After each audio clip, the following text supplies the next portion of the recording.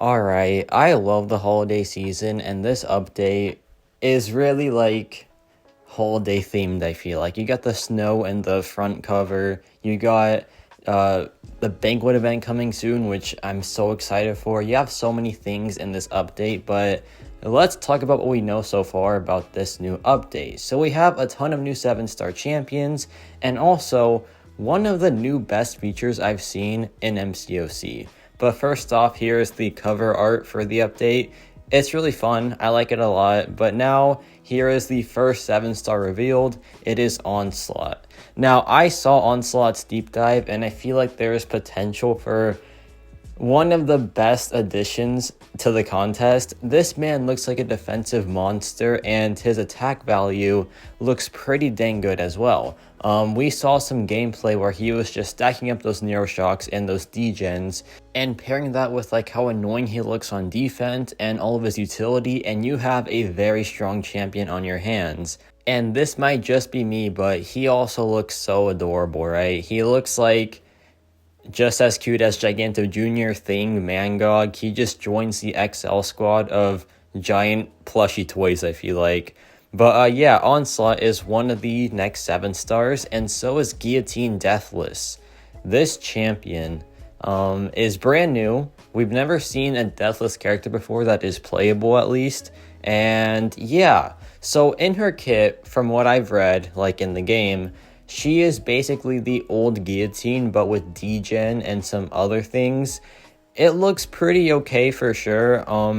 I want to see how the damage output looks, because that is the most important part of a character, right? The numbers look decent, but the actual gameplay we don't know yet. So she could be like completely new animations wise. She could be a lot different than what we expect, but I'll save all my thoughts for when I make like a full-on video about her. But for now, she looks pretty cool. And the next 7-star is Adam Warlock. Now this one is honestly a genuine surprise.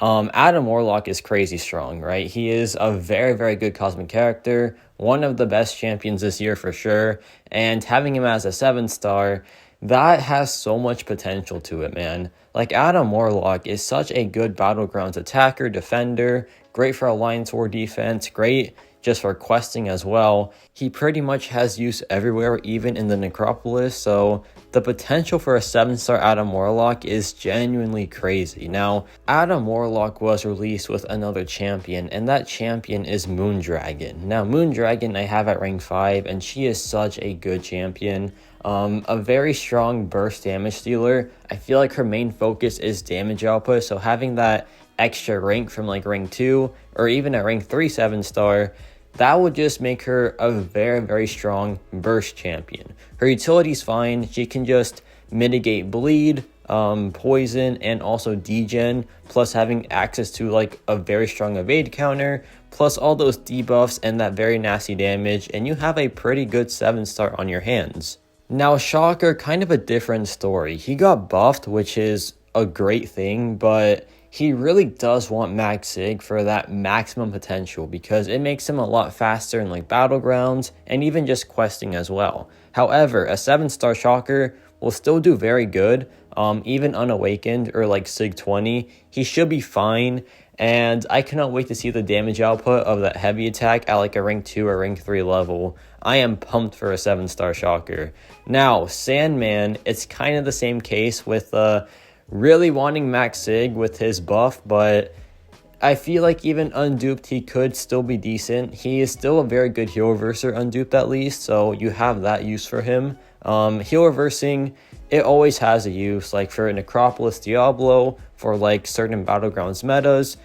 It's always a good thing to have, right? So Sandman as a 7-star probably is the best heal reverser in the game, so that is a pretty nice addition to the 7-star pool. Now, Professor X can go crazy in long fights, right? But in Necropolis, I haven't seen much about him.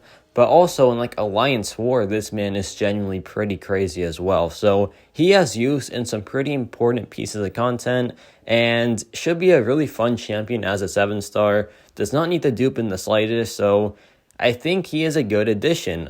He was in that community pool that Colossus won, so he could have been here sooner, but at least he's finally here, right? And now we have Diablo. Now this one is a crazy addition because Diablo has been known to have one of the best, if not the best regen in the game. So having that as a 7-star, that is just a bit crazy, right? And Diablo, he's a great damage dealer. He's a great utility champion. He really just does it all without needing to be a Awakened dealer. So yeah, a rank 2 or rank 3 Diablo is going to be very, very scary. So this addition, I'm kind of questioning. And now we have a trophy champion here with Kang. That is now a 7-star. Kang, he's good with Apocalypse. He can stun lock. He does some pretty cool things, but you know, just a nice trophy prize for if you open like some banquet crystals, I assume. Like, we don't know where he's going to come from yet, but I assume it's from the banquet because it kind of just lines up perfectly. So yeah, 7-star Kang. He's fine. He's kind of fun, but that's really about it. But then we have the main event. We got 7-star Thanos. Now, 7-star Thanos, if you like awaken him, rank 3 him, he just will not die in Battlegrounds. That is just the truth. He has way too much health and that base attack reduction as well. He will be a vicious defender, but that's kind of hard to do, right? Because we don't know how to get him just yet, but it's kind of assumed how to get him. And if it's what I assume, it is a lot of money to do that. So yeah, this guy, definitely a trophy whale champion. But now look at this beauty. You can now sell tier 2 alpha for gold and for tier 3 alpha fragments, and I don't care how minimum the fragments are, just the fact that you can sell these now, it is so good. And plus the gold value for these catalysts is insane. 50,000 per tier 5 basic is massive, man. That is so huge, because check this out. I sell 19 and look at that gold gain, man. That gold gain is so insane. Now, a big disclaimer, this is for the kind of whale players that don't really rank up 6 stars anymore, because like 7 stars don't need tier 2 alpha. They don't need tier 5 basic, I believe, anyway. So yeah, we kind of just have excess of this. So being able to sell it for a ton of gold and for some higher up callus fragments is honestly one of the best things to ever be added in a while, because this is just so good for us. Before this, it would just be, oh, those callus just expire and yeah, it's worth nothing, but now it's worth a ton. That gold value is so huge, in my opinion, at least. So yeah, selling these catalysts, it's mainly for the whale players and like the higher up Valiant or like higher Paragon players. So if you see this as like a Thronebreaker, do not sell your tier 5 basic, of course. Use it to rank up champions, but for the players that don't need to anymore, this is a pretty massive win for us. But yeah, this update is looking pretty good so far. You got some insane 7-star champions like Adam, Warlock, and Professor X plus Diablo. And you have that massive upgrade to selling Catalyst as well. So I like this update so far for sure. Let me know your thoughts on it. And yeah, that's about it for me.